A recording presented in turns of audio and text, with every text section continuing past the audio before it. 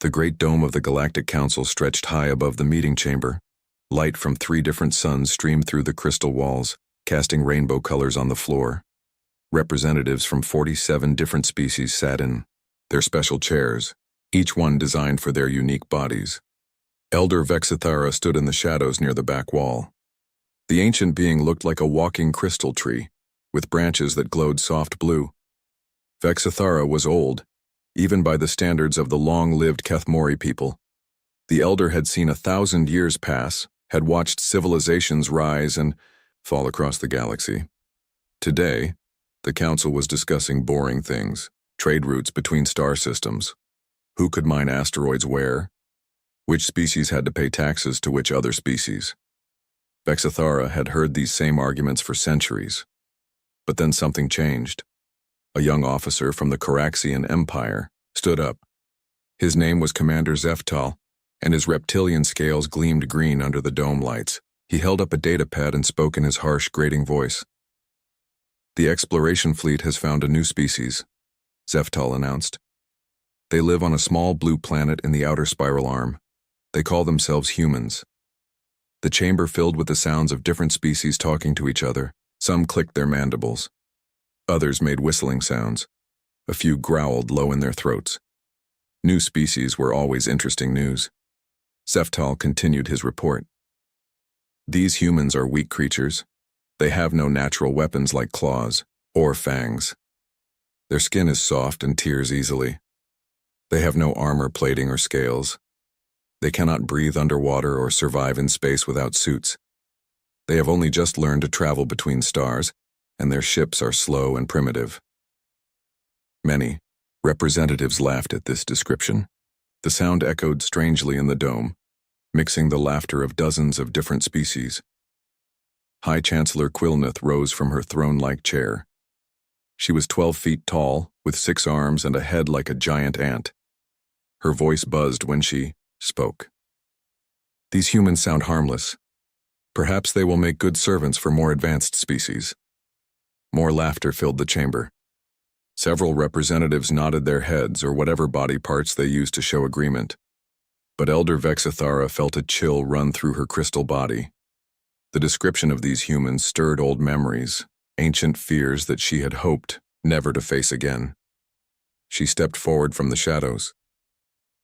"You do not understand what you are dealing with," Vexithara said. Her voice was like music, with harmonic tones that made everyone stop talking and listen. Commander Zeftal turned to look at the elder. "What do you mean, Ancient One? These creatures are clearly inferior. They pose no threat to anyone." Vexithara's crystal branches began to glow brighter. "My people encountered their kind before, long ago in the Andromeda Galaxy. We called them the Endless Tide." "Endless Tide?" High Chancellor Quilneth buzzed. "You mean they had large numbers?" "No," Vexithara replied. "We called them that because they never stopped coming. No matter how many times we defeated them, they came back. No matter how badly we hurt them, they learned from it and became stronger." The chamber grew quiet.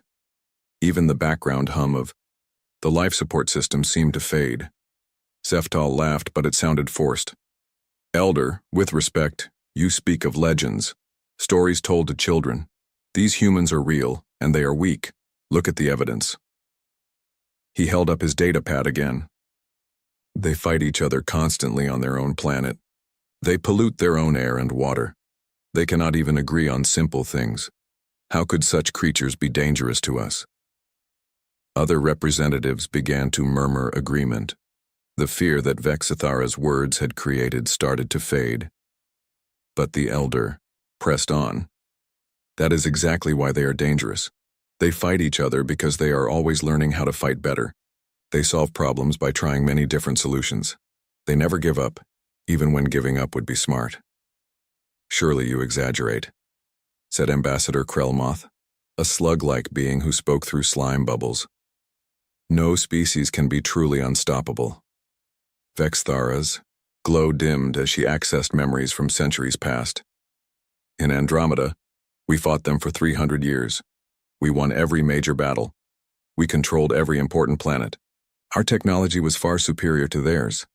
Our strategy was perfect. We should have crushed them in the first decade. But you did not. Chancellor Quilneth asked, her antenna twitching with curiosity. No. Every time we defeated them, they studied how we did it.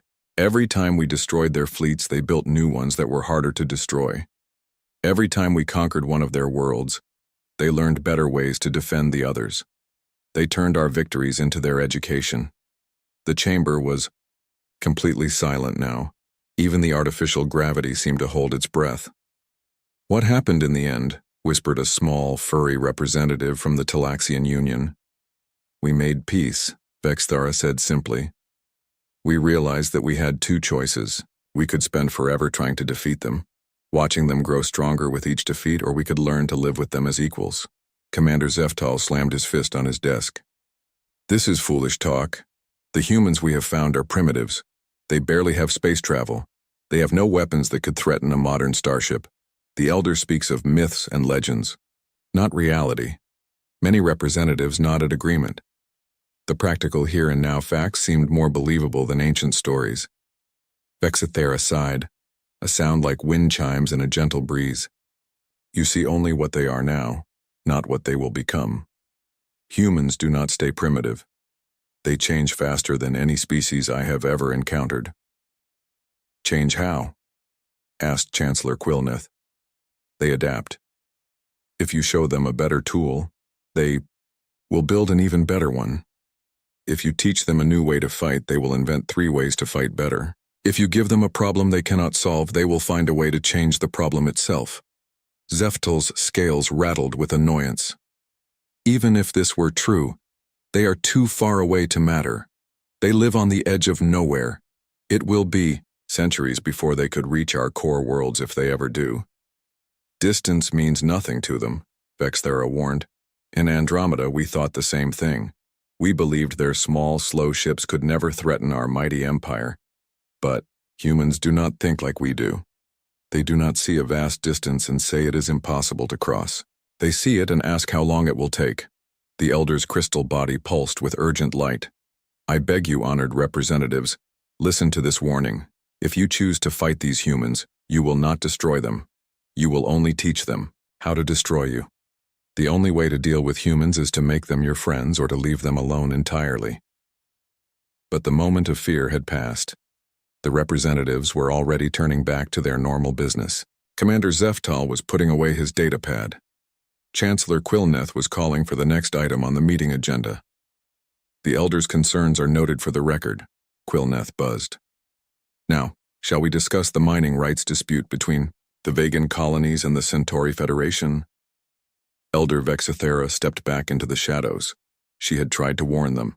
She had shared the hard-learned wisdom of her people. But they would not listen. They saw only weak, primitive humans living far away on a small blue planet. They did not see the storm that was coming. As the council moved on to other business, Vexthara made a private note in her personal files.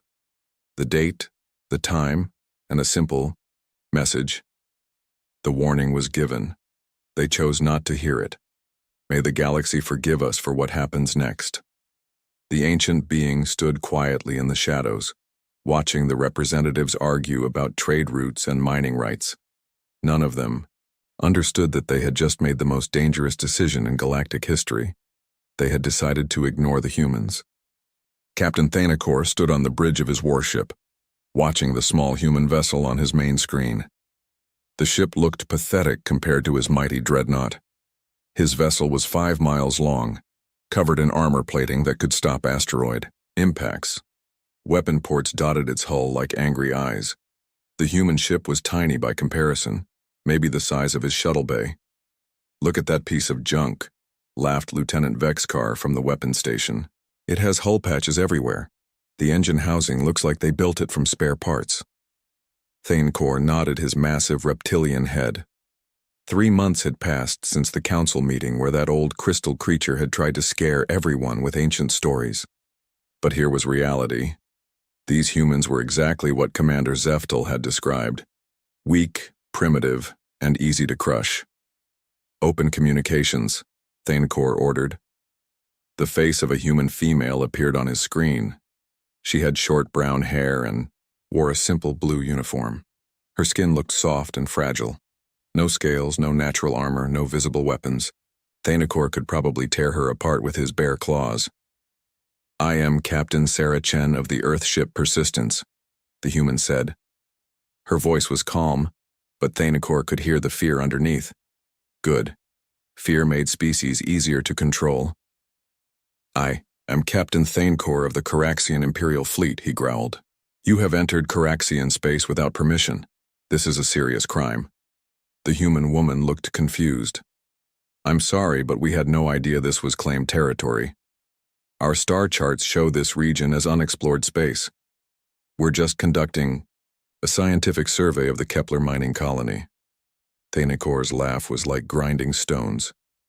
"Ignorance is not an excuse, human. You will surrender your vessel immediately. Your crew will be taken as prisoners.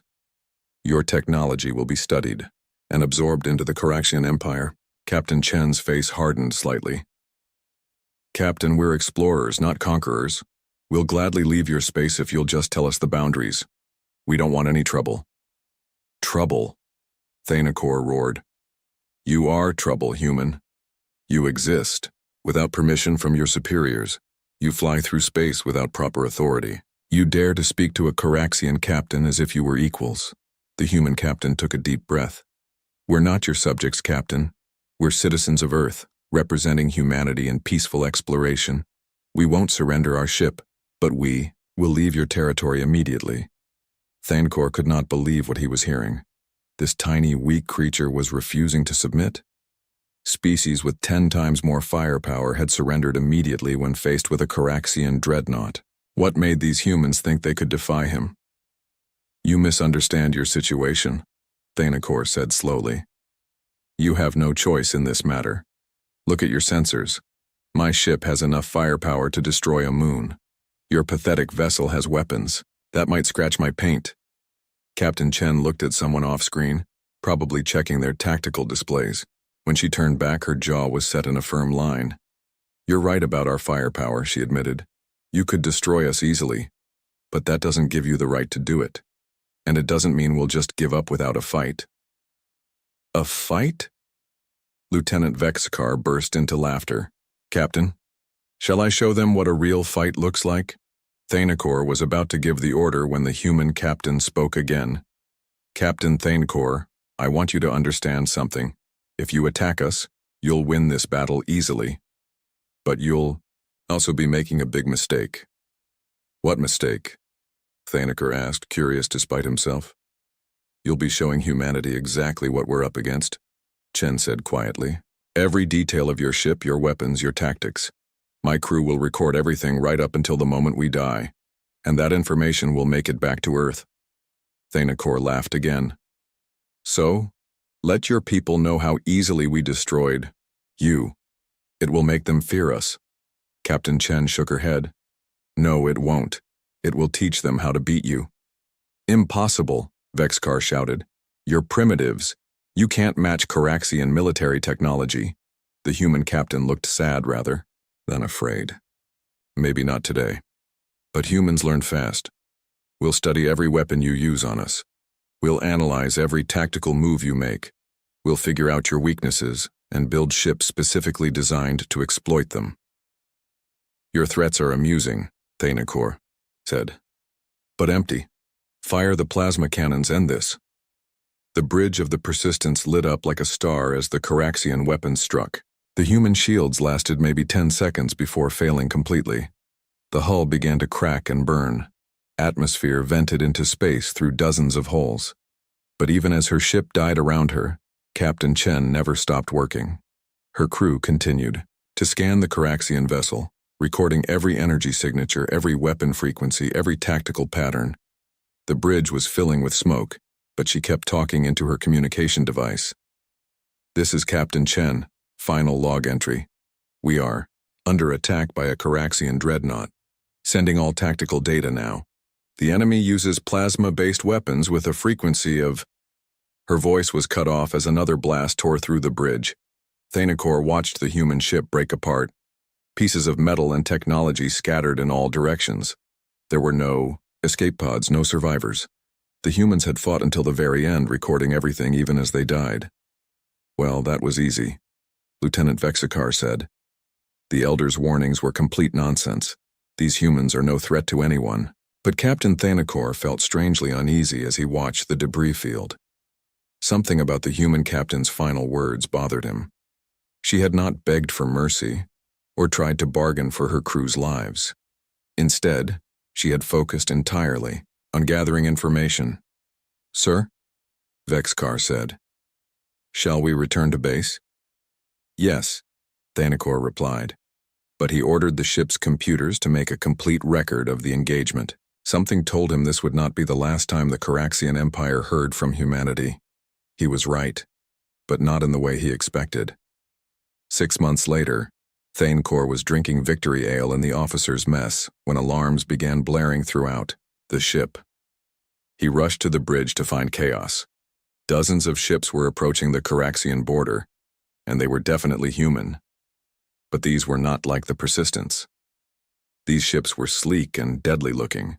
Their energy signatures showed advanced technology that should have taken decades to develop.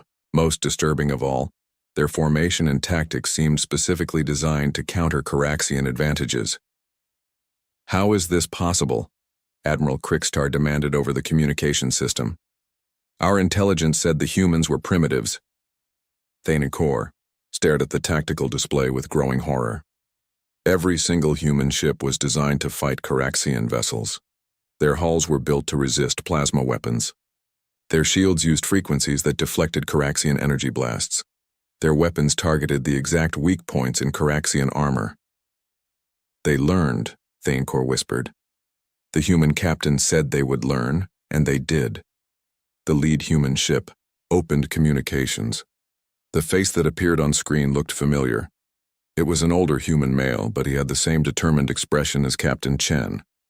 "I am Admiral Marcus Chen," the human said. "I believe you killed my sister." Thanakor's blood turned to ice. This was not going to be a negotiation.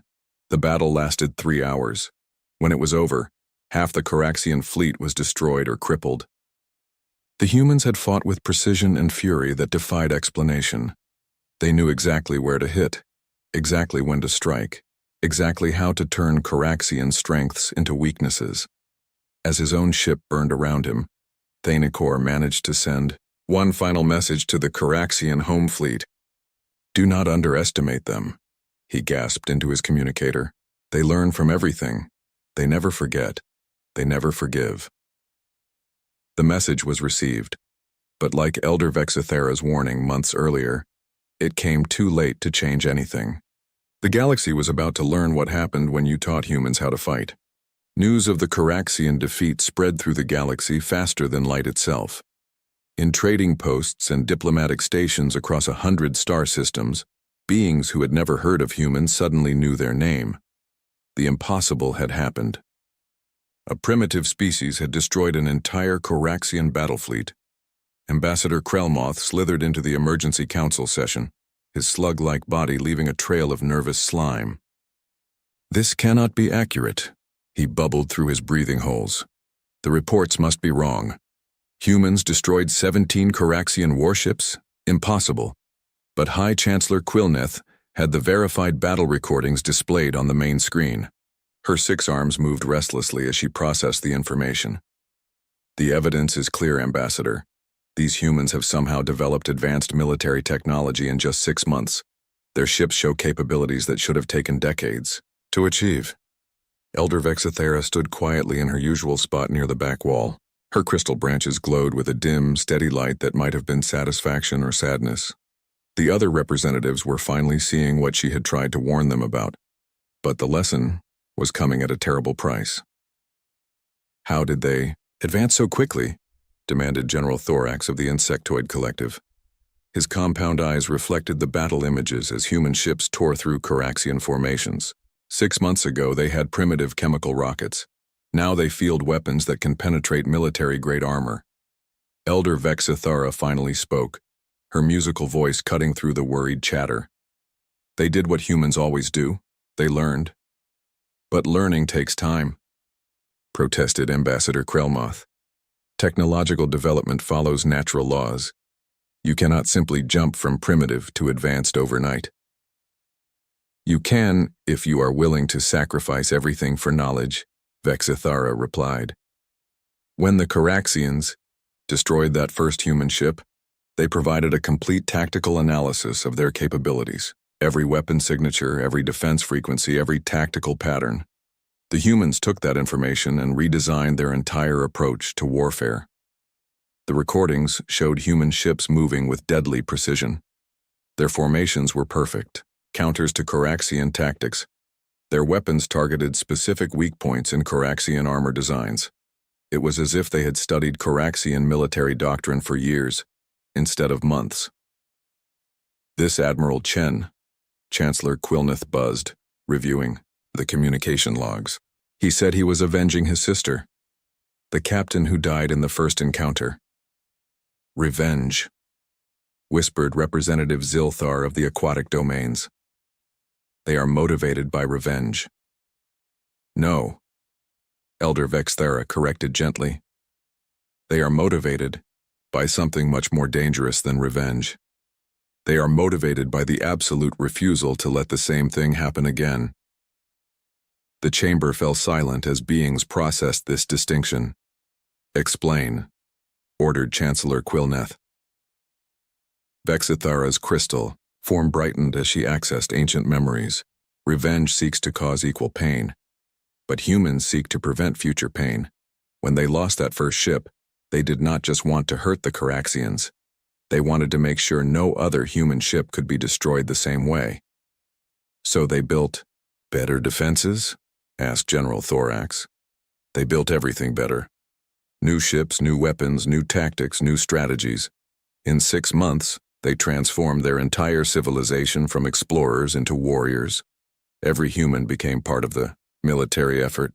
Every human contributed to solving the problem of how to fight superior enemies. The battle recordings continued to play. Human ships swarmed around massive Caraxian dreadnoughts like angry insects, striking at weak points and retreating before return fire could lock onto them. Their coordination was perfect, as if every captain knew exactly what every other captain was thinking. Their communication systems, noted technical analyst Vresh, they seemed to share information instantly across their entire fleet. They probably do, Vexthera said. Humans excel at sharing knowledge. When one human learns something, all humans can learn it. They do not hoard information like most species. They spread it as widely and quickly as possible. Chancellor Quilneth's antenna twitched nervously. What are the implications of this development? Should we be concerned about human expansion into our territories? That depends, Elder Vexithera replied, on whether you plan to attack them. The question hung in the air like a toxic gas. Every representative could see the same troubling pattern. The Caraxians had attacked first, treating humans like any other primitive species. The humans had responded by becoming specifically anti-Caraxian. Every human ship was now designed to fight reptilian enemies. What if another species attacked them? Asked Ambassador Krelmoth quietly. Then humans would become specifically anti-whatever species that was, Vexithera answered. They would study that enemy, learn their weaknesses and build new weapons designed to exploit those weaknesses. It is what they do. General Thorax's compound eyes glittered with military interest. But surely there are limits to their adaptability. No species can become expert at fighting everyone. Elder Vexithera's glow dimmed to a warning amber. General, that kind of thinking is exactly what led to this situation. You see limits where humans see problems to solve. You see impossibility where humans see interesting challenges. The recordings reached their conclusion. The Caraxian fleet was in full retreat, leaving behind burning wreckage and emergency beacons. Admiral Chen's face appeared on the communication channels one final time. This is Admiral Chen to any Caraxian vessels receiving this transmission, the human said calmly. We did not seek this conflict, but we will finish it if necessary. However, we would prefer to end hostilities here. Contact us if you wish to. Discuss terms. The transmission ended, leaving the council chamber in stunned silence. Terms? Chancellor Quilneth buzzed in disbelief. They offer terms after destroying an entire battle fleet? They are not conquerors, Elder Vexithara explained. They do not seek to rule over others. They only want to be left alone to explore and grow. But they will defend themselves with lethal efficiency if threatened. Representative Zilthar's gills fluttered with nervous energy. What happens next? Do we expect human fleets to begin expanding aggressively throughout the galaxy? Not unless someone else attacks them first, Vexithara replied. But if someone does... She did not need to finish the thought. Every being in the chamber could. Imagine the consequences. Humans would study their new enemy, learn their weaknesses, and build weapons specifically designed to fight them. The pattern would repeat until either the humans were destroyed or their enemies were. How do we prevent further conflicts? Asked Chancellor Quilneth. You could try listening to ancient warnings, Elder Vexithara said with what might have been humor. But since that ship has already sailed, I suggest treating humans as equals rather than primitives. Make them allies, not enemies. And if some species refuses to accept human equality? General Thorax inquired. Elder Vexithara's crystal branches dimmed to their darkest setting. Then they will learn the same lesson the Coraxians just learned, but they will learn it the hard way, and possibly too late to matter. As the emergency session ended, representatives filed out in worried clusters discussing the implications of this new reality. The galaxy had gained a new player, one that could apparently adapt and overcome any threat given enough time and motivation. Elder Vexithara remained behind, watching the empty chamber and thinking about patterns that repeated across space and time. In Andromeda, her people had also thought humans were just another primitive species to be managed or controlled. That mistake had cost them 3 centuries of war and eventually forced them to accept humans as equal partners. Now the Milky Way galaxy was learning the same lesson. The only question was how many species would have to learn it the hard way before the rest got the message. Humans were not going away. They were not going to submit to alien authority, and they were definitely not going to stop learning from every challenge thrown at them. The sooner everyone accepted that reality, the better off the galaxy would be. The Hive Queen floated in her bioship's central chamber, her massive form connected to thousands of neural cables. Through these links, she could feel the thoughts of every drone in her vast swarm. Millions of minds working as one, pursuing a single goal, the absorption and improvement of all biological life in the galaxy. For 300 years, the Hive had consumed 17 different species. Each conquest added new biological advantages to the collective. The armored shells of the Krulix, the toxic breath of the Venari, the regenerative abilities of the Moldek. Every species became part of the Hive, their individual minds dissolved into the greater whole. Now the collective consciousness buzzed with information about a new species, humans. The drones had analyzed the reports of their conflict with the Coraxians. These creatures showed impressive adaptability and learning speed. Such traits would be valuable additions to the Hive's growing perfection. The Queen's decision was swift and absolute. The human colony world of New Geneva would be the first target. It was isolated, lightly defended, and home to 60,000 humans, perfect for testing their biological distinctiveness before committing to a full-scale absorption campaign.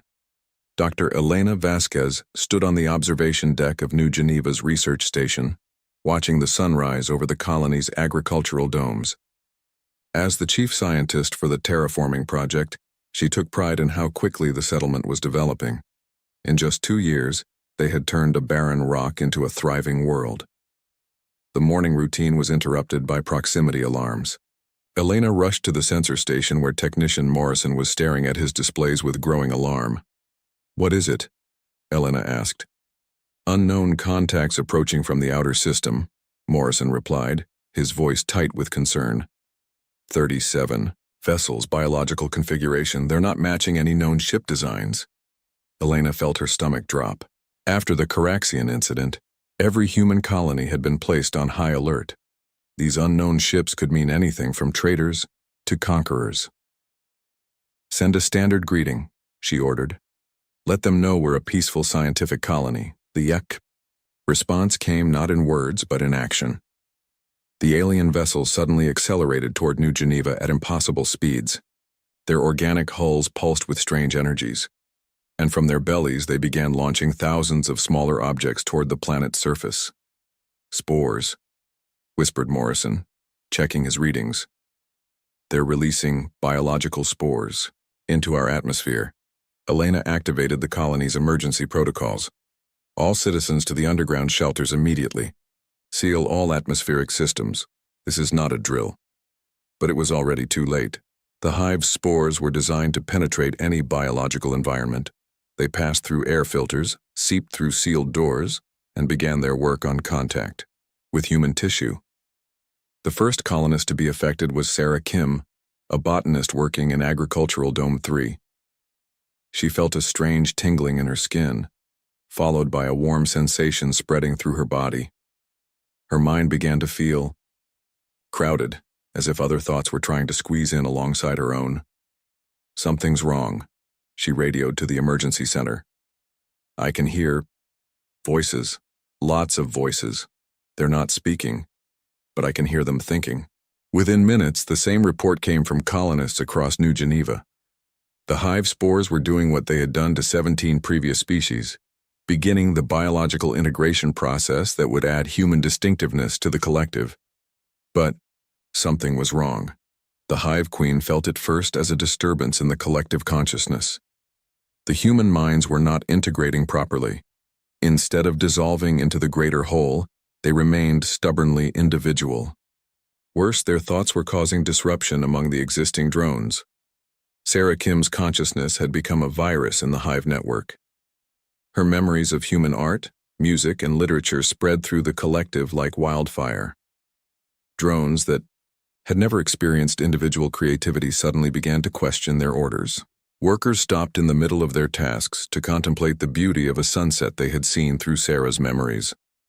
Dr. Elena Vasquez was partially absorbed 3 hours after the initial attack. But instead of surrendering to the collective, she began to study it from the inside. Her scientific training kicked in, analyzing the hive's biological structure even as it tried to consume her mind. Fascinating, she muttered, her voice echoing through both her own vocal cords and the nearest hive communication node. Your collective consciousness operates on quantum neural entanglement. But there's a fundamental flaw in the architecture. The hive queen tried to silence the disruptive human thoughts, but Elena's consciousness had already spread through multiple connection points. Every drone she touched became infected with human curiosity, human stubbornness, human refusal to simply accept what they were told. You see, Elena continued, her scientific mind working even as alien biology tried to rewrite her neural pathways. Your system assumes that individual consciousness is a weakness to be eliminated. But human consciousness thrives on diversity of thought. We're not just individuals, we're individuals who choose to work together. More colonists were partially absorbed, and each one brought their own form of chaos to the hive network. Artist Marcus Chen shared memories of human creativity that made drones stop working to contemplate beauty. Engineer Lisa Patel spread technical knowledge that caused worker drones to start improving on hive designs without permission. Teacher David Kumar shared human educational methods that made young drones start asking why instead of simply obeying. The hive queen was experiencing something completely foreign, confusion. In 300 years of conquest, no species had ever resisted absorption this way. They either fought physically until they were overwhelmed, or they surrendered mentally to the collective's superiority. Humans were doing neither. Instead, they were turning the absorption process into a weapon. You want our biological distinctiveness? Elena broadcast through the hive network. Fine, but you're going to get all of it, including the parts you don't want. She began deliberately sharing her most disruptive human memories. The concept of individual rights. The idea that authority should be questioned. The notion that diversity of thought was valuable rather than dangerous. The belief that every consciousness had inherent worth. Across the hive fleet, drones began to malfunction. Not physically, but mentally. They started experiencing individual thoughts for the first time in their existence. Some stopped following orders to contemplate their own identity. Others began to question the Hive Queen's absolute authority. The HFY Queen tried to cut the neural links to the infected drones, but the human consciousness virus had already spread too far. Elena Vasquez's scientific training had let her map the entire Hive network in the first hour of absorption. She knew exactly how to cause maximum disruption. "This is Dr. Vasquez broadcasting on all human frequencies," Elena announced, using both human technology and Hive biocommunications simultaneously. "I'm transmitting everything I've learned about Hive structure and weaknesses. They're not as unified as they appear.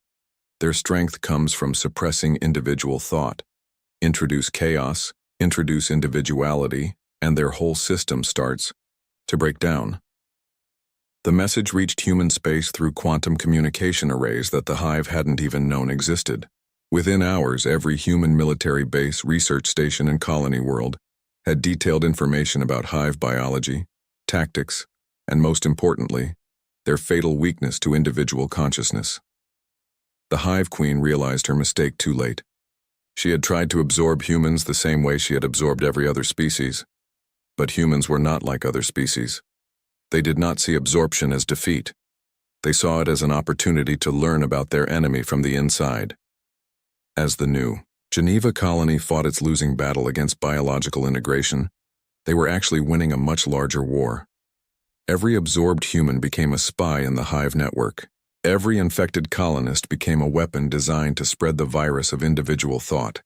The Queen tried to retreat, to cut her losses and withdraw from human space. But it was too late. The damage was already done. Thousands of her drones were now infected with human concepts of individual worth and personal freedom.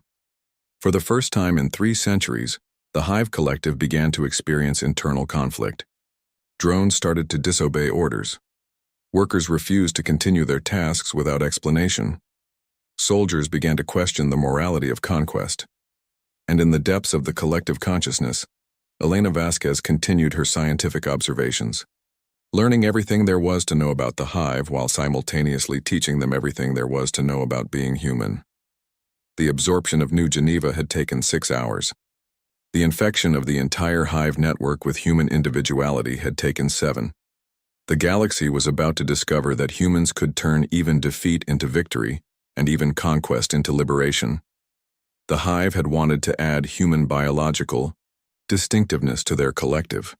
They were about to get much more than they bargained for. The Hive Queen's arrival at the Sol system was meant to be the final act of human resistance. Her personal fleet of 1,000 bioships blotted out the stars as they approached Earth's outer defenses. This time, she would personally oversee the absorption process. This time, there would be no mistakes. The humans had 3 months to prepare since New Geneva's fall. Intelligence reports suggested they had built new defenses and weapons specifically designed to fight biological entities. The Queen expected this. Every species learned from initial contact. But humans would discover that individual creativity was no match for collective perfection. What the Hive Queen did not expect was the complete absence of human military resistance. "Where are their fleets?" demanded Sub-Queen Zixtal through the neural network. "Our scouts report minimal defensive positions. Are they surrendering?" The Queen's massive consciousness probed the system through 1,000,000 sensor organs. Earth hung in space like a blue jewel, seemingly undefended.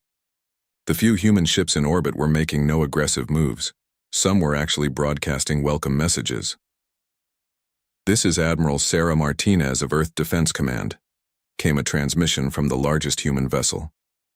"We know why you're here, and we're ready for you." The Queen's reply vibrated through bioacoustic transmitters. "You cannot resist absorption, humans. Your individual consciousness will be dissolved into our collective perfection. Surrender now, and the process will be swift." Admiral Martinez's image appeared on the communication screen. She was a middle-aged human female with gray streaks in her hair and calm brown eyes. "We're not planning to resist, Queen. In fact, we've been preparing to help you." Help us. The concept made no sense to the collective mind. "We've had 3 months to study the reports from New Geneva," Martinez explained. Dr. Vasquez has been very informative about hive biology and psychology. We understand now what you really need from us. The Queen felt a flicker of unease. Something about the human's tone suggested knowledge that should not exist. You need our biological distinctiveness, Martinez continued. Our adaptability, our creativity, our problem-solving abilities. But what you really need is our perspective on individual consciousness. That's why Dr. Vasquez has been so disruptive to your network. She's trying to teach you something.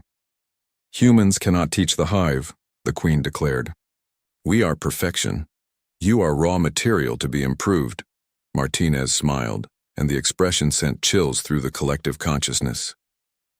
Your Majesty, with respect, you've been making the same mistake that everyone makes about humans. You think we're just another species to be conquered? But we're not. Explain. We're teachers, Martinez said simply. It's what we do. We learn, and then we teach others what we've learned. Sometimes we teach through example, sometimes through cooperation, and sometimes when people won't listen to reason, we teach through experience. The Admiral's image was replaced by a tactical display showing the Sol system. The Queen saw something that made her massive consciousness recoil in shock.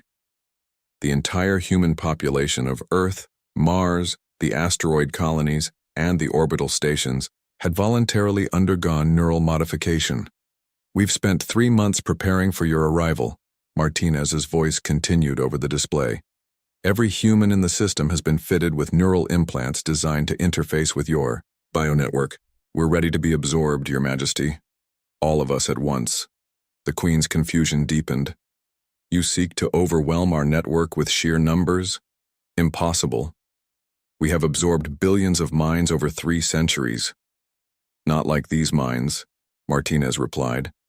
Dr. Vasquez has been teaching us about your collective consciousness from the inside. We've designed our neural patterns specifically to cause maximum educational disruption to your network. Every human you absorb will be a teacher, programmed to spread individual consciousness throughout your entire collective. The Queen began to understand the trap, but it was already too late. Her bioships were in position around Earth. Her absorption spores were already deployed. The process had begun automatically, as it had for 300 years. But this time the humans did not fight the spores. Instead, they welcomed them. 60 billion human minds entered the hive network simultaneously. Each one had been carefully prepared for this moment. Each one carried specific memories, concepts, and ideas designed to teach the collective about individual consciousness, creative thinking, and personal freedom. The effect was immediate and catastrophic. The hive network, which had operated on the principle of unified thought for centuries, suddenly found itself flooded with 60 billion different perspectives on everything: art, music, literature, philosophy, science, love, hope, dreams, fears, and above all, the unshakable human belief that every consciousness had value. The Queen tried to shut down the absorption process, but her own biology betrayed her. The neural links that allowed her to control the collective now carried human thoughts directly into her consciousness. She found herself experiencing something that no hive queen had ever felt: doubt. What is happening to us? She screamed through the bio-network. Dr. Elena Vasquez's consciousness, now spread throughout the collective, responded from everywhere at once. We're teaching you, Your Majesty, about what it means to be truly alive. Across the hive fleet, drones began to experience individual identity for the first time. Worker drones stopped their tasks to contemplate the beauty of a piece of human music that had entered their consciousness. Warrior drones questioned whether conquest was necessary, when cooperation might be possible. Even the sub-queens began to wonder if there might be alternatives to the endless cycle of absorption and expansion. The Queen's perfect collective was dissolving into chaos, but it was beautiful chaos. For the first time in 3 centuries, hive drones were thinking their own thoughts, making their own decisions, choosing their own paths. You have destroyed us, the Queen whispered, her massive form trembling in its biochamber. No, said Admiral Martinez, her consciousness now part of the network but still distinctly herself. We've liberated you. Your collective was never really perfect, Your Majesty. It was just afraid. Afraid of difference, afraid of change, afraid of the chaos that comes with freedom. The Queen felt something she had never experienced. Tears. They flowed from sensory organs that had never been designed to express emotion. But without unity, how do we function? How do we survive? The same way we do, replied Elena Vasquez, from her distributed consciousness throughout the network. By working together while remaining individuals, by choosing cooperation instead of having it forced on us. As the absorption process completed, something unprecedented happened in galactic history. Instead of the humans being dissolved into the hive collective, the collective began to reorganize itself around human principles of individual worth and voluntary cooperation.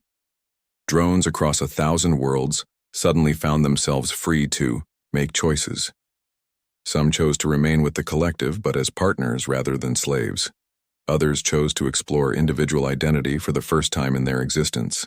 Still others chose to help the humans spread their philosophy of liberation to other conquered species within the hive network. The Queen, her consciousness now expanded to include human concepts of compassion and growth, made her first individual choice in 300 years. She chose to learn. Meanwhile, in the Galactic Council chambers, Elder Vexthera watched the reports streaming in with something that might have been satisfaction. Her crystal form glowed with steady blue light as she observed the other representatives. Shocked reactions. Impossible, buzzed Chancellor Quilneth. The humans have turned a hive absorption into a liberation movement. They've somehow convinced the collective to abandon its unity principles. They have not abandoned unity, Elder Vexthera corrected gently. They have simply chosen a better form of it. Unity through choice, rather than unity through force. General. Thorax's compound eyes reflected the data streams showing former hive worlds declaring independence while choosing to remain allied with Earth. How do we classify this in our threat assessment databases? Are the humans conquerors now? They are what they have always been, the elder replied. Teachers. They learn from every challenge and then they teach others what they have learned. Sometimes the lessons are about warfare, as the Coraxians discovered. Sometimes they are about consciousness and freedom, as the hive has learned. Ambassador Krellmoth's slime trail showed signs of extreme agitation. But what happens next? If humans can convert the hive collective to their way of thinking, what prevents them from doing the same to all of us? Elder Vexthera's glow shifted to what might have been amusement among her people. Ambassador, you still do not understand. Humans only teach these lessons to those who attack them first. They respond to aggression with military education, as the Coraxians learned. They respond to forced absorption with consciousness education, as the hive has learned. But to those who approach them peacefully, she paused, letting the implications sink in. To those who approach them peacefully, they teach cooperation, trade, and mutual growth. The choice of curriculum, honored representatives, has always been ours. The chamber fell silent as beings processed this revelation, the pattern. They called humans cowards, but we became the galaxy's last heroes. The stars looked different from the observation deck of the horizon. Lieutenant Jack Bennett stood with his hands clasped behind his back, watching the unfamiliar constellations. Earth was just a pale blue dot from here, barely visible among thousands of other lights. The ship hummed quietly around him, its engines pushing them closer to their destination. Centraxia, the heart of the Galactic Alliance. Can't sleep either? Ambassador Olivia Grant's voice came from behind him. Jack turned and offered a tired smile. Too much on my mind. Olivia joined him at the viewport. She was tall and carried herself with the confidence of someone who had spent decades in diplomatic service. Her dark hair was streaked with gray, but her eyes remained sharp and focused. Tomorrow's meeting will change everything, she said. For better or worse. Jack nodded. Do you think they'll accept us? They don't have much choice. We've proven we can reach them now. It had been 6 months since humanity achieved faster-than-light travel. 6 months since the Horizon had made first contact with an Alliance patrol, ship near Alpha Centauri. 6 months of careful messages, Tense negotiations and preparations for this moment. The Galactic Alliance, 17 alien species who had been exploring space for thousands of years before humans had even invented the wheel, and now humanity was asking for a seat at their table. "Get some rest, Lieutenant," Olivia said, turning to leave. "Tomorrow we make history." Centraxia was nothing like Earth.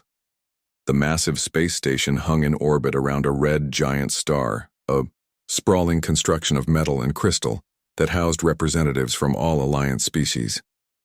As the horizon approached, Jack could see hundreds of ships docked at its outer rings, vessels of all shapes and sizes, some so strange they barely registered as spacecraft to his human eyes. Their escort, a sleek Vexian cruiser, guided them to a docking bay near the outer rim. "Remember the protocol," Olivia told the small human delegation as they prepared to disembark. 6 diplomats, 4 scientists, and Jack as head of security. "Don't speak unless spoken to. Don't make sudden movements. And whatever you do, don't show fear." The airlock cycled open, and they stepped onto Alliance territory for the first time. A group of aliens waited for them. Jack recognized the tall, blue-skinned Vexians from their communications. Beside them stood stockier beings with ridged foreheads, and gray-skinned Keldorians if the briefing materials were correct. Several other species Jack couldn't identify completed the welcoming party. "Ambassador Grant," said one of the Vexians, its translator converting the musical language into crisp English. "I am Coordinator Lix. Welcome to Centraxia." "Thank you for your hospitality," Olivia replied with a small bow. "We are honored to be here." The aliens led them through wide corridors filled with beings of all descriptions. Some walked on 2 legs, others on 4 or 6. Some floated in the air or moved in ways Jack couldn't quite understand. The station smelled strange, not unpleasant, but alien, a mix of unfamiliar foods and atmospheres. "Your species has developed quickly," Coordinator Lick said as they walked. "Most races take several thousand years to progress from basic flight to FTL capability." "We're adaptable," Olivia said, "and determined." "Yes," said one of the Keldorians, its voice deeper and rougher than the Vexians. "We have studied your history. You fight many wars." Jack tensed at the accusation in the alien's tone, but Olivia remained diplomatic. "We have had our conflicts," she admitted, "but we've learned from them. Earth has been at peace for nearly 50 years now." The Keldorian made a sound that might have been a laugh. Peace through fear of mutual destruction, not true peace. They arrived at a large chamber with a circular table in its center. Representatives from each Alliance species were already seated, leaving a small section empty for the humans. For hours, the meeting progressed through formalities and introductions. Jack stood behind Olivia's chair, watching the aliens carefully. Most seemed curious about humans, though a few showed clear disdain. The Vexians were politely interested, examining the humans with their large, compound eyes. The Keldorians were more openly hostile, their postures stiff and unwelcoming. Finally, they reached the purpose of the meeting: humanity's petition to join the Alliance. "The humans request observer status," Coordinator Lix announced, "with the possibility of full membership in the future." A murmur ran through the chamber. Jack couldn't understand the various languages, but the tone was clear. Controversy. Admiral Zorvan, the highest-ranking Keldorian present, stood up. He was tall for his species, with battle scars visible on his gray skin. "We have reviewed Earth's history," he said, his translator making his words sound harsher than they probably were. "Your species is problematic." Olivia kept her expression neutral. "In what way, Admiral?" "You fight, but you do not commit. You start wars, then seek compromise. You develop weapons, then create laws about when they can be used." Zorvan's 4 eyes narrowed. "Your warriors are held back by feelings." One of the human diplomats shifted uncomfortably, but Olivia raised a hand slightly, signaling for calm. "We call that civilization," she said. "We fight when necessary, but we value peace." "You value survival," Zorvan countered. "You are evolutionary cowards. When threatened, Your people retreat and negotiate rather than standing firm. Jack felt, his face flush with anger, but years of military discipline kept him in place. He watched Olivia's shoulders stiffen slightly, the only sign that the insult had landed. Our history shows that we learn from our mistakes, she said calmly. We've moved beyond seeing war as glory.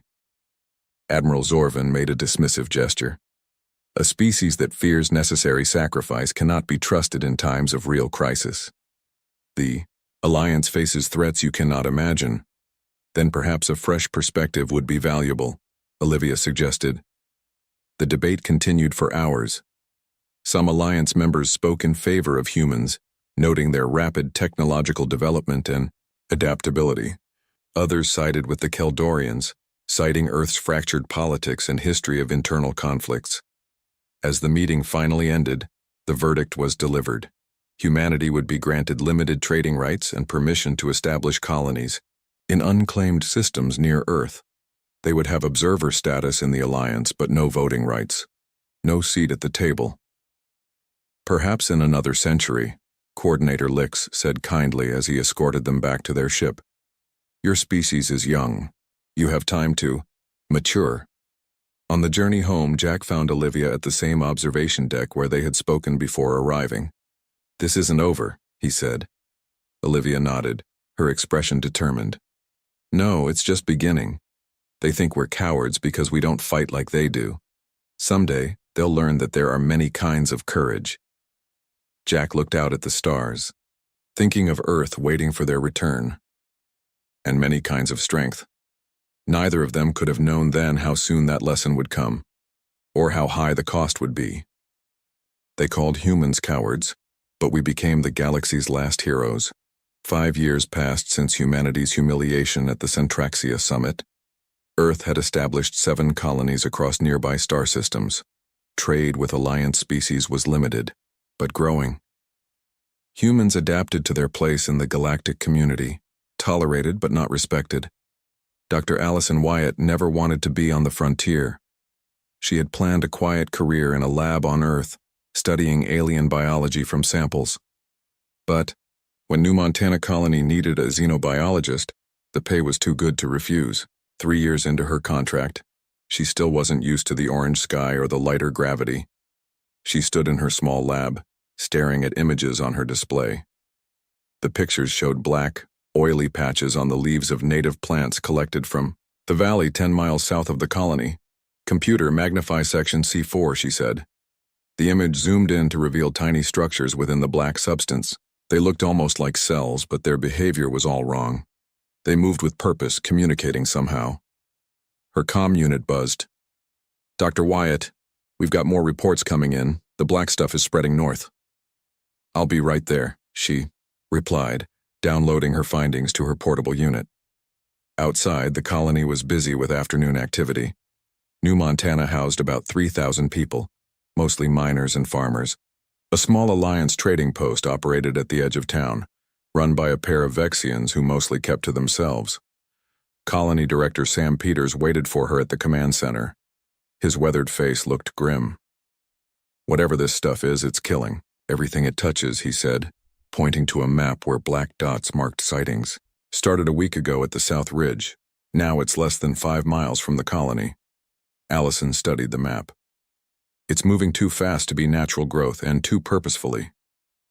Some kind of animal, then? Sam asked. Maybe. Or something in between. She showed him the magnified images from her lab. These structures are organizing themselves, growing, splitting, but staying connected somehow. The door opened and Deputy Kyle Wright rushed in. Sir, we've got a situation at Outpost 3. Everyone's gone. Sam's face paled. What do you mean, gone? The outpost is empty. Equipment's still there, food on the tables. But all 15 people have vanished. A chill ran down Allison's spine. When did they last check in? This morning. Everything was normal. Sam turned to the communications officer. Contact Alliance Trading Post. Ask if they've seen anything like this before. An hour later, they gathered around a screen showing the 2 Vexian traders. The aliens seemed uncomfortable as they examined Allison's images. We recognize this pattern, the older Vexian said finally. It resembles a containment breach from centuries ago, a biological entity known as the Void Swarm. What is that exactly? Allison asked. A collective organism, semi-sentient. It consumes organic matter and converts it into more of itself. Sam leaned forward. And how dangerous is it? The Vexians looked at each other. The historical records indicate it was a minor threat, easily contained by Alliance forces. Then why do you look worried? Allison pressed. The younger Vexian spoke, quietly. Because if this is truly the Void Swarm, it should not be here, and it should not be spreading so quickly. The next day they lost contact with the northern farming settlement. 500 people gone without a trace.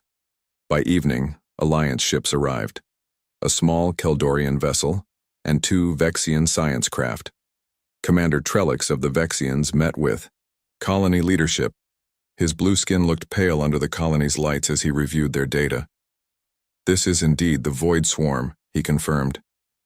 But it has changed, evolved. How do we stop it? Sam asked. Standard protocol calls for orbital bombardment of infected areas. Allison stood up. That would destroy half the colony's farmland. Commander Trellix blinked his large eyes. Better to lose farmland than the colony itself. There must be another way, she insisted. Let me study it more closely. If it's biological, it has weaknesses. We don't have time for human caution, said Captain Vroll, the Keldorian commander.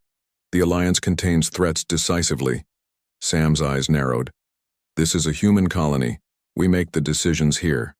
Then make one, Vroll growled, before it's too late. That night they detected movement at the colony perimeter. Security cameras showed a wave of darkness flowing across the ground, enveloping everything in its path. Plants withered on contact. Small animals were absorbed instantly. Evacuation protocol, Sam ordered. Get everyone to the ships. But the swarm moved faster than expected. By dawn, it surrounded the colony on 3 sides. The spaceport remained clear, but for how long? My ship will depart in 1 hour, Captain Vroll announced. We have room for 50 humans, the most valuable, personnel. We have 3,000 people here, Sam said through gritted teeth. Then you should have heeded our warning earlier, Vroll replied coldly. Allison had spent the night in her lab, examining samples collected from the edge of the swarm. She'd made a discovery, one that might buy them time. The swarm avoids certain compounds, she told Sam while the evacuation continued around them. Specifically, the nitrogen fertilizer we use on the eastern fields. So we can create a barrier? Maybe more than that. The reaction is quite violent. The swarm cells actually break down on contact. Sam looked at the colony layout. If we spray the fertilizer in a wide perimeter, we might contain it long enough to evacuate everyone, Allison finished. Captain Vroll scoffed when they presented the plan. A delaying tactic. The Keldorian way would be to sacrifice the few to save the many. That's not our way, Sam replied. The fertilizer was loaded into crop dusters and sprayers. Every vehicle in the colony capable of carrying the solution was put to work, creating a chemical barrier. When the swarm touched the treated areas, it recoiled, its black mass bubbling and disintegrating. As the last evacuation ships prepared to launch, Captain Paul Hernandez arrived from the Tau Ceti colonies with a small fleet of human ships. We got your distress call, he said. Came as fast as we could. Hernandez's ships weren't military vessels, just retrofitted cargo haulers and mining craft. But they had enough room for the remaining colonists. Commander Trellix watched the human evacuation with puzzlement. Your tactics merely delay the inevitable. The swarm will adapt to your chemical. Maybe. Hernandez agreed as he helped load supplies. But by then everyone will be safe, and we'll have learned something about fighting it. Retreat is not victory, Captain Vroll said dismissively. Hernandez smiled grimly. No, but sometimes it's the first step toward one. As the last ships lifted off, Allison watched the colony through a viewport. The barrier was already failing in places, the swarm learning to overcome the chemical. But every colonist had escaped. Every single one. 2 weeks later, she stood in a briefing room on Earth presenting her findings to United Earth Defense Command. Images of the swarm filled the screens around her. "It's already consumed 2 Alliance worlds," she explained. "Worlds they thought were too minor to mention in their reports to us. And it's spreading." Admiral Alan Carter studied the data grimly. "And the Alliance response?" "Standard doctrine, direct confrontation, orbital bombardment. But the swarm is adapting to their tactics. While our chemical barriers and strategic retreats have saved thousands," Captain Hernandez added. "They still think we're cowards," Allison said quietly. Admiral Carter's eyes were hard as steel. "Let them think what they want. We're going to do what humans do best, adapt and survive, and maybe teach the galaxy a lesson about what courage really means." Outside the window, ships filled the sky as Earth prepared for a war unlike any humans had ever fought. They called humans cowards, but we became the galaxy's last heroes. The situation grew worse over the next year. The void swarm spread through Alliance space like a disease, consuming one world after another. Alliance forces fought bravely, but stubbornly, following battle plans that had worked against other enemies for thousands of years. But the swarm was different. It learned, it adapted, and it never stopped growing. Human colonies faced attacks too, but somehow they held. Not through overwhelming force or glorious last stands, but through early warning systems, quick evacuations, and the steady improvement of Dr. Wyatt's chemical compounds. Dr. Kevin Porter worked in a lab deep beneath the Rocky Mountains on Earth. He had spent his career developing safer pest control for farms. Now he found himself working on a much bigger pest problem. "Test batch 17 shows promising results," he told his team as they gathered around a sealed chamber. Inside, a small sample of the void swarm writhed against the glass. Dr. Wyatt, who had joined his team after the New Montana evacuation, nodded. "The cellular breakdown is faster than with batch 16. How long before we can produce it at scale?" 3 weeks, maybe less," Kevin replied.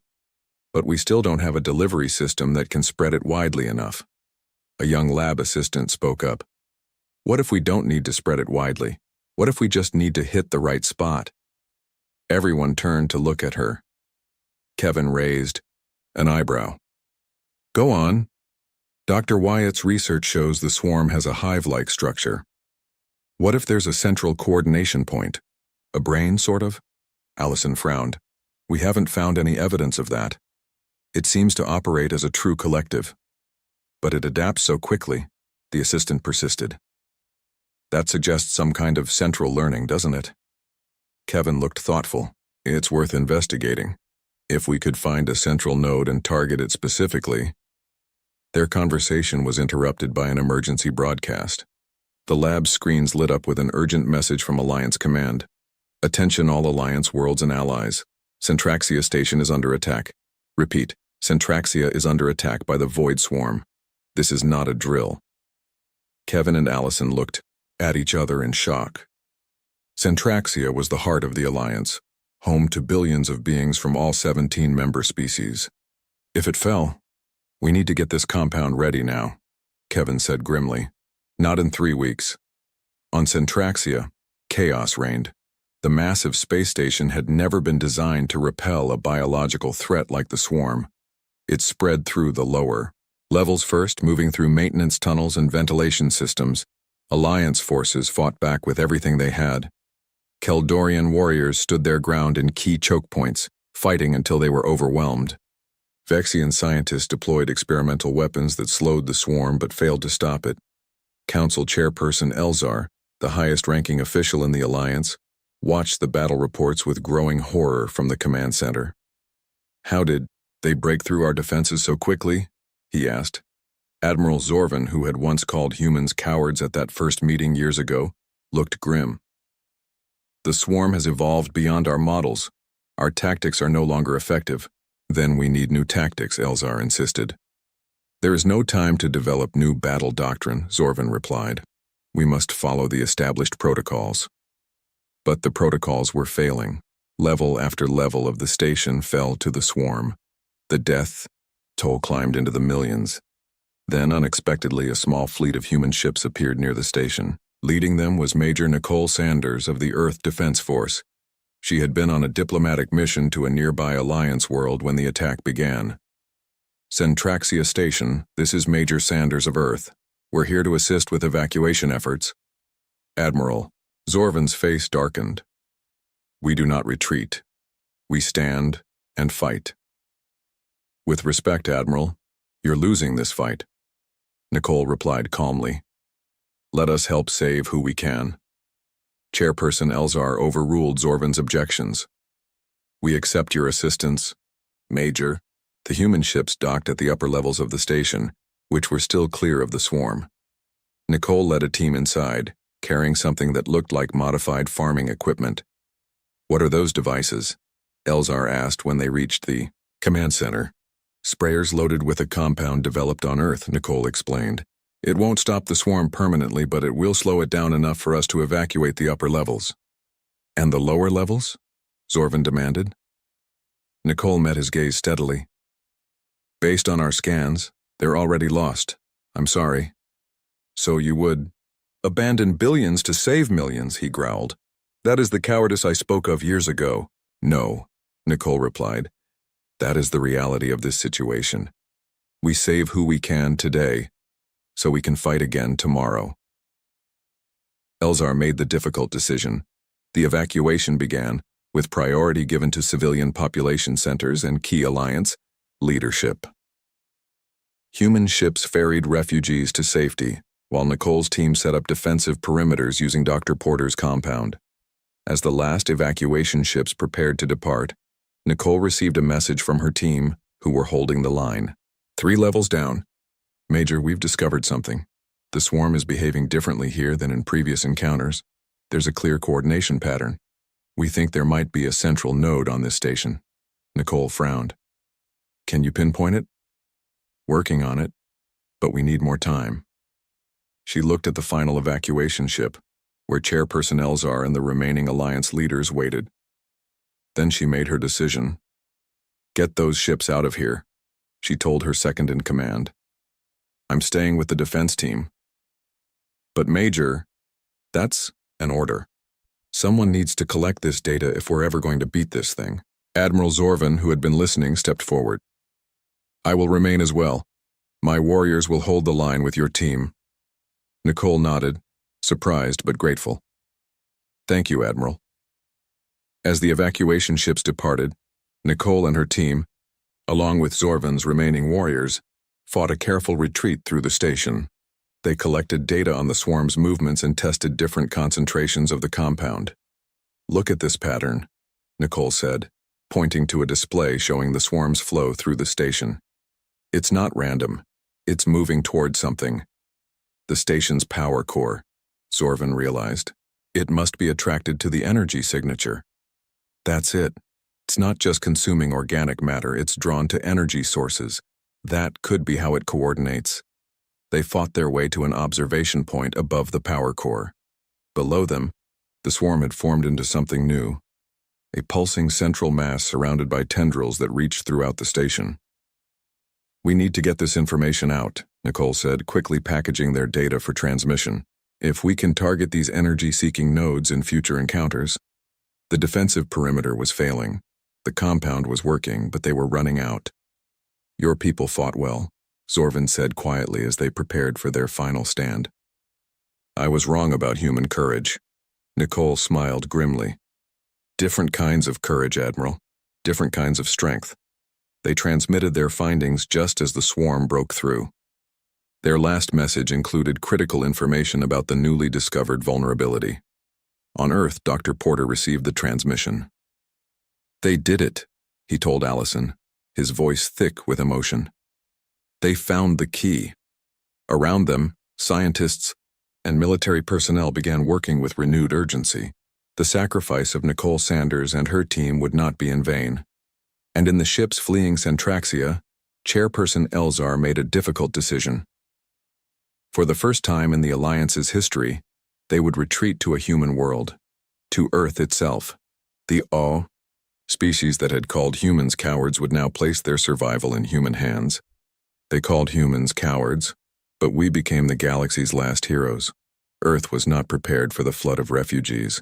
Ships from across the Alliance arrived daily, carrying survivors from Syntraxia and other fallen worlds.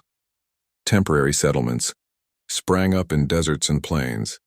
Alien beings walked the streets of human cities, still dazed by their losses.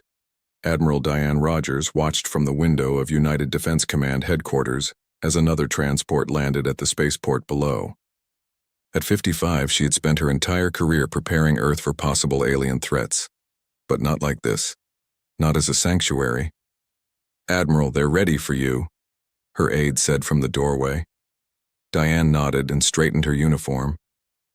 Today's meeting would change everything. The conference room held an unusual mix of beings. Human military officers sat alongside Alliance commanders, Earth politicians next to alien diplomats. At the head of the table sat Chairperson Elzar, one of the few Alliance Council members to escape Syntraxia. "Thank you all for coming," Diane began. "The situation is grim. In the 3 months since Syntraxia fell, the swarm has consumed 7 more worlds. Alliance fleets have suffered heavy losses." A holographic map appeared above the table showing the spread of the swarm across known space. Red markers indicated consumed worlds. Yellow showed those currently under attack. Far too much red. "Our normal tactics have failed," General Krell of the Vexians admitted. His voice was subdued, lacking the usual Vexian confidence.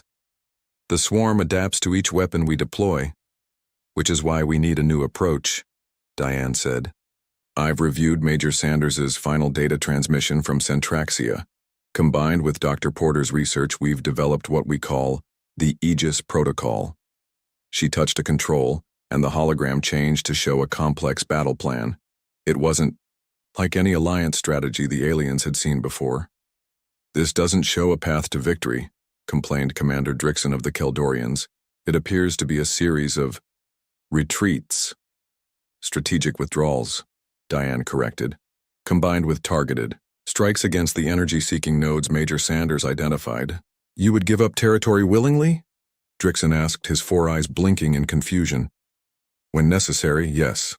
Fighting to the last soldier over every planet is exactly what the swarm expects. It's how it's been able to grow so quickly, by consuming your forces." Chairperson Elzar leaned forward. "Explain your approach, Admiral." Diane pointed to different sections of the map. "We establish defensive lines we can actually hold. We deploy Dr. Porter's compound at key choke points. We use small, fast ships for targeted strikes against the swarm's coordination nodes. And when a position becomes indefensible, we withdraw in good order." "There is no honor in retreat," Commander Drixon muttered. "There's no honor in being consumed by the swarm either," Diane replied sharply. "This isn't about glory. It's about survival." Human scientist, Chief Engineer Frank Miller stood up next. He was in his 30s with tired eyes that showed he'd been working nonstop since the crisis began. "We've also developed this," he said, bringing up a new image. "We call it the firebreak system." The hologram showed a network of small devices scattered across space. Drones and sensor buoys connected to form an early warning grid. These can detect swarm movement patterns and predict where they'll strike next, Frank explained. They can also deploy small amounts of the compound automatically, slowing the swarm's advance. "With this network in place," Diane continued, "we won't be caught by surprise again. We'll know where to strike, where to defend, and where to evacuate." The Alliance commanders looked skeptical, but Chairperson Elzar studied the plans carefully. "This goes against thousands of years of Alliance military doctrine," he said finally. "You ask us to change everything about how we fight." "Yes," Diane said simply, "because what you've been doing isn't working." The debate lasted for hours. Alliance commanders argued for traditional approaches, massive fleet engagements, heroic last stands, overwhelming force. The humans pushed for flexibility, strategic withdrawals, and targeted strikes. Finally, Elzar raised his hand for silence. "I have heard enough. As chairperson of what remains of the Alliance Council, I am approving the human Aegis Protocol." "Commander." Drixon stood up angrily. This is outrageous. You would place Alliance forces under human command? I would place our survival in the hands of those who have proven they know how to survive, Elzar replied firmly. Major Sanders and her team gave their lives to discover the swarm's weakness. Other human colonies have held while our worlds fell. Perhaps it is time we learned from them. Diane didn't smile, though she felt relief inside. Thank you, Chairperson. We'll begin implementation immediately. The next months were difficult. Alliance commanders struggled to adapt to human tactics. Their ships were designed for direct combat, not the quick hit-and-run strikes the Aegis Protocol called for. Their warriors were trained to stand and fight, not to withdraw strategically, but slowly they learned. And even more slowly, they began to see results. Frank's firebreak system proved invaluable. The network of sensors spread through space, providing constant updates on swarm movements. For the first time, they could predict attacks before they happened. The swarm is changing course, Frank reported one day, 6 months into the new strategy. They've stopped pushing toward the Vexian homeworld. Diane studied the data. They're avoiding our defensive line. They know we can hurt them there. Is that good news? Asked Elzar, who had taken to sitting in on their strategy sessions. It means they're learning to fear us, Diane said. And that means we're finally learning how to fight them. The war settled into a grim stalemate. The swarm still held too much territory, but its rapid expansion had stopped. Human and Alliance forces worked together in mixed units, combining the best of both approaches. Diane watched a training exercise where Keldorian warriors practiced fighting alongside human soldiers. The Keldorians were stronger and faster, but the humans showed them how to pace themselves, how to fall back when necessary, how to fight smarter instead of harder. They're adapting well, Frank commented as he joined her. So are we, Diane replied. Have you seen the modifications the Vexian engineers made to your firebreak drones? Twice the range now. Frank nodded. Working with their tech experts has been educational. They think differently than we do. That's our real strength, Diane said quietly. Not just human tactics, but combining approaches, learning from each other. A young aide rushed up to them. Admiral Rogers, we've detected something strange in Sector 9. The swarm is condensing. Diane frowned. Show me. The tactical display revealed something they hadn't seen before. The swarm was pulling back from several fronts, gathering its mass in a single sector of space. What are they doing? Frank wondered. Diane felt a chill run down her spine. Adapting, just like we are. She turned to her communications officer. Alert all commands. I think the swarm is preparing for something big. As alarms sounded across Earth's defense network, Diane looked out at the night sky. Somewhere out there, the enemy was changing its tactics. The war was entering a new phase. And, despite everything they had accomplished, she feared the worst was yet to come. They called humans cowards, but we became the galaxy's last heroes. The meeting room fell silent as Special Operations Agent Laura Harrison finished her report. At 32, she was one of Earth's best intelligence officers. For the past month, she had led a team on a dangerous mission to gather data on the swarm's new behavior. You're certain of this? Admiral Rogers asked, her face grave. Laura nodded. The swarm is gathering at Proxima Gemini. Our probes confirm it's the largest concentration we've ever detected, at least 90% of their total mass. Chairperson Elzar looked troubled. Why would they consolidate in one location? It makes them vulnerable. Unless they're planning something big, General Eric Walsh said. He was a tall, serious man who had fought the swarm since the first colony attacks. Something that requires their combined strength. Frank Miller studied the sensor readings. These energy readings are off the charts. The swarm has never shown this kind of power signature before. Admiral Rogers turned to Dr. Porter. What's your assessment? Kevin had aged in the 2 years since the war began. His hair had gone gray and lines marked his face, but his eyes were still sharp and focused. Based on these readings, I believe the swarm is evolving again, possibly preparing for a massive expansion phase. If they succeed, they could potentially double or triple their reach within weeks.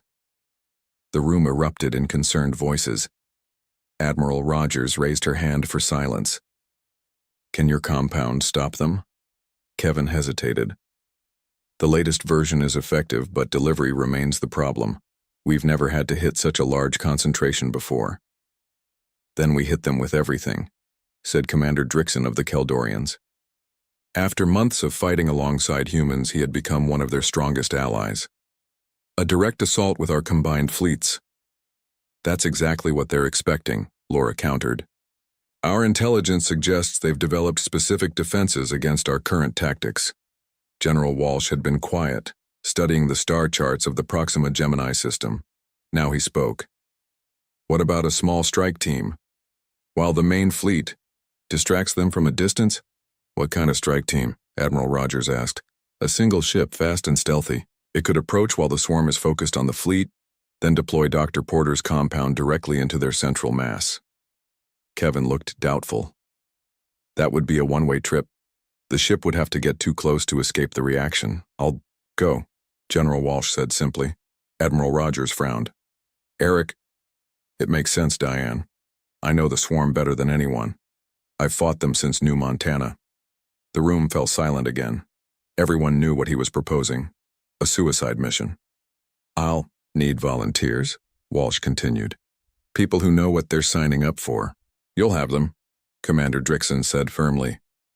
My warriors would consider it an honor. And you'll need the right ship, Frank added. Something small enough to avoid detection, but large enough to carry the compound payload. The Defiance, Laura suggested.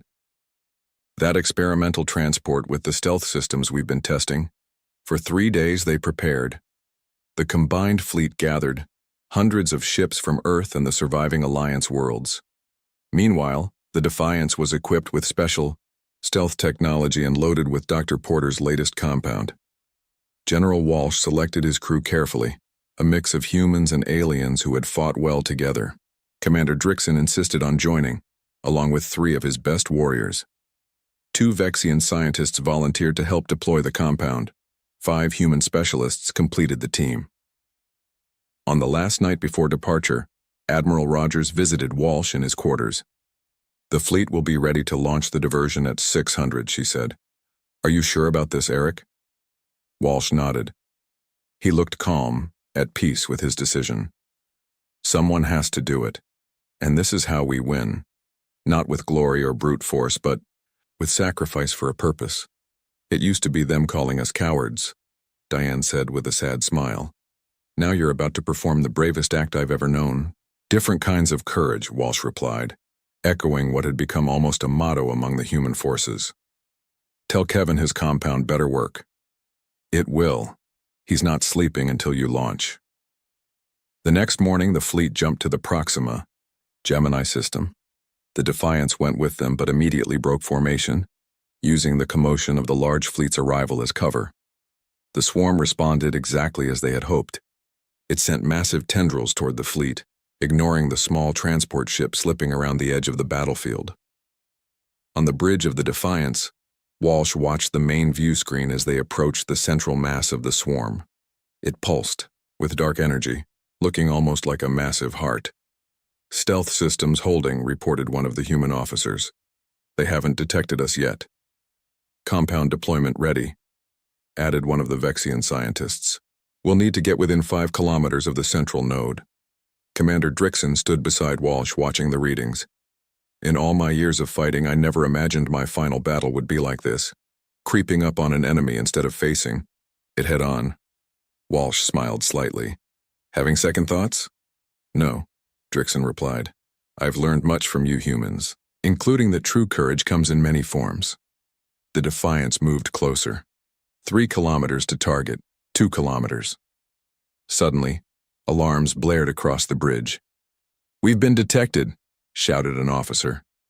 Swarm tendrils approaching from all sides. How long until we're in deployment range? Walsh demanded. 30 seconds. Hold course, Walsh ordered. Everyone to deployment stations. The ship shuddered as the first tendrils of the swarm touched its hull. Dark patches began spreading across the viewport. 15 seconds to deployment range. Commander Drixon turned to his warriors. It has been an honor to fight alongside humans. They taught us that sometimes the greatest victory comes from the battle you choose, not the one forced upon you. 5 seconds. Walsh opened the ship-wide comm. Deployment team, release the compound on my mark. 3, 2, 1. Mark. The Defiance shuddered again as the compound released, spraying directly into the heart of the swarm. For a moment, nothing seemed to happen. Then the dark mass around them began to convulse. "It's working!"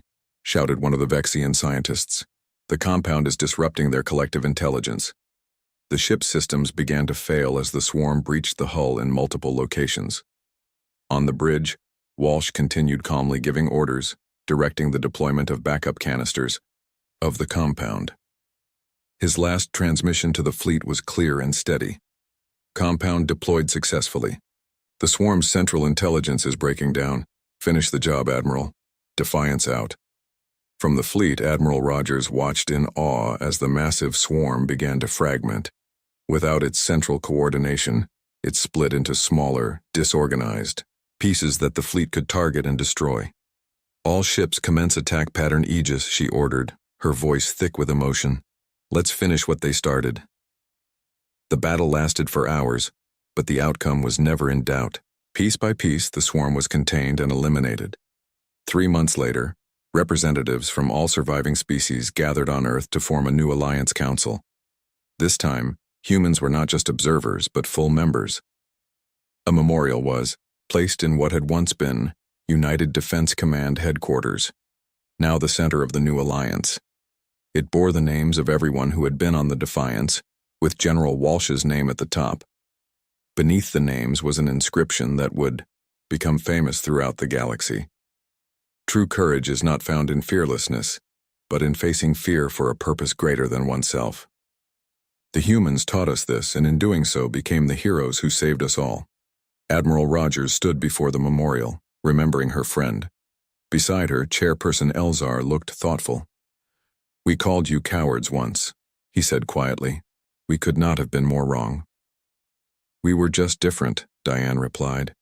"And in the end, that difference saved us all."